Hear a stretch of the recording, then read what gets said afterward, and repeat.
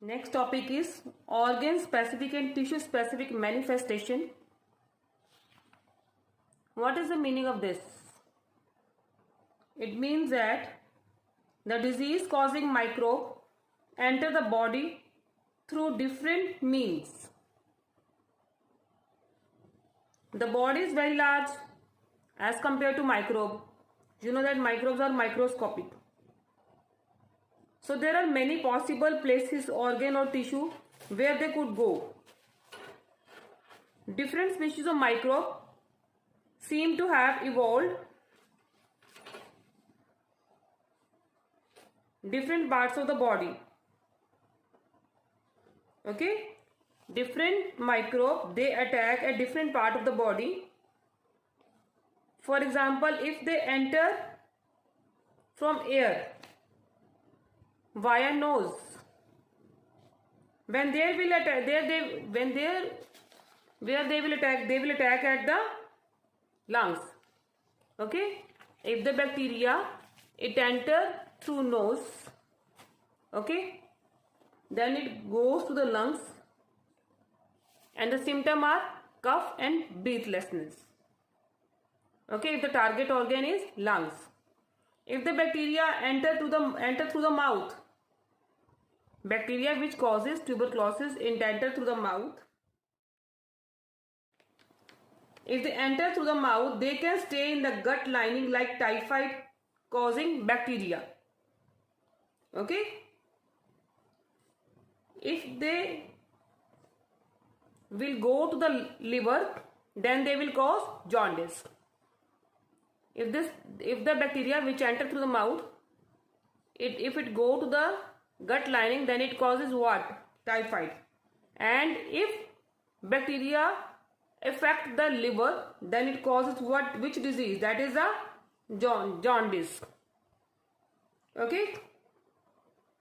An infection like HIV that come into the body via sexual organ will spread to lymph nodes all over the body.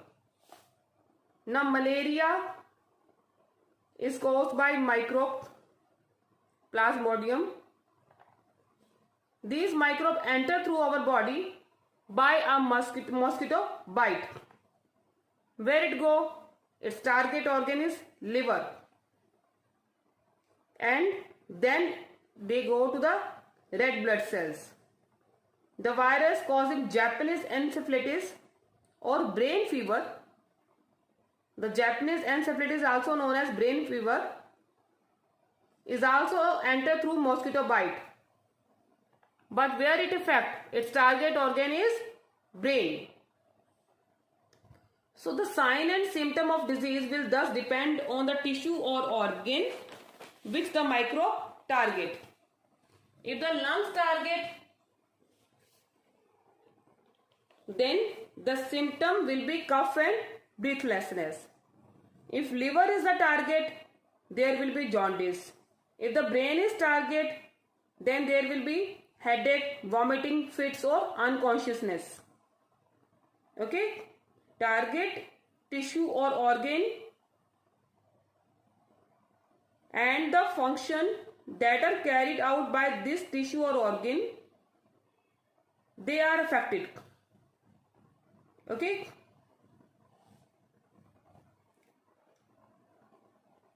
An active immune system recruits many cells to the affected tissue to kill off these disease causing microbes. This recruitment process is called inflammation. What we call it? Inflammation.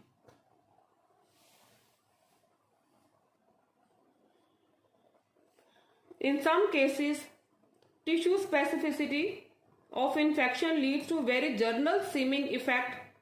For example, in HIV infection, the virus goes to the immune system and damages its function. Where the virus goes? It goes to the immune system and damages its function. Many of the effects of HIV/AIDS are because of the body can no longer fight off the many minor infections that we face every day. Every small cold can become pneumonia. minor gut infection can produce major diarrhea with blood loss.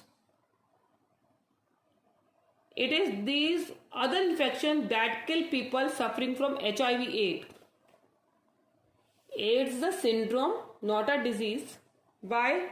Because every small infection, it becomes serious, which is the result of death of the person who is having AIDS. AIDS is caused by HIV, human immunovirus. So manifestation depend on the number of microbes in the body also. If the number of microbes is very small, the disease manifestation may be minor or unnoticed.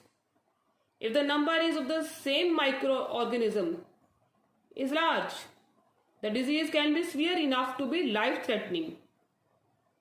So the immune system is a major factor that determines the number of microbes surviving in the body. Okay? Next topic is principle of treatment. On what basis the medicine is given for the treatment? There are two ways to treat an infectious disease. One would be to reduce the effect of the disease and the other to kill the cause of the disease. For the first, to reduce the effect of the disease, treatment can provide to reduce the symptom, which are inflammation. For example, by the inflammation, what is the inflammation? That is the recruitment process of the body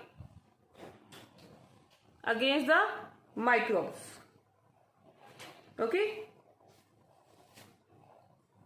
For example,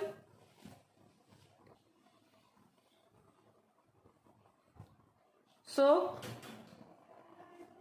we can provide treatment that will reduce the symptom. The symptoms are usually because of inflammation. For example, we can take medicine that bring down fever, reduce pain or lose motion. So these are effect of inflammation. The headache, the fever, the headache or pain or lose motion, these are the effect of inflammation. We can take bed rest so that we can conserve our energy. Second is treatment involve use of medicine that kill microbes. So the medicines are used to kill the microbe. Firstly, the doctor reduce the inflammation, effect of inflammation, and secondly, the doctor give medicine, okay, to kill the cause of disease. What is the cause of disease? That are the microbe. The drug like antibiotic is given for the bacterial infection. The microbes, you know that virus, bacteria, fungi or protozoan. So they are having different biochemical pathways. These pathways will not be used by either.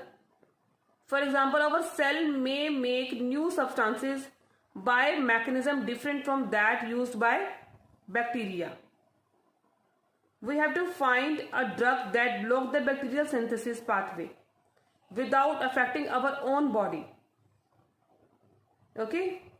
So the antibiotic is used to kill bacteria, protozoan and fungi.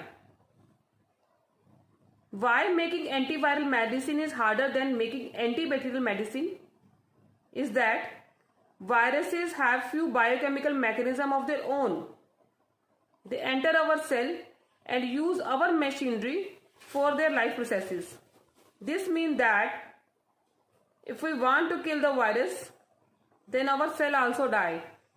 So it is difficult to kill a virus as compared to a bacteria.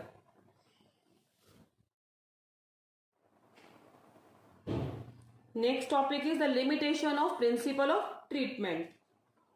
What is the limitation of the principle of treatment? The first is that once someone has disease, their body function if damaged and may never recover completely.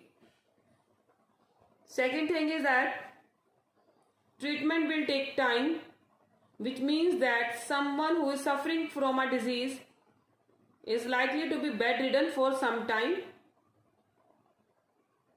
Third is that the person suffering from an infectious disease can serve as a source from where the infection may spread to other people.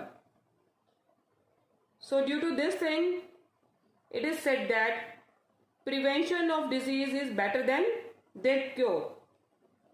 Prevention is better than cure due to these limitations.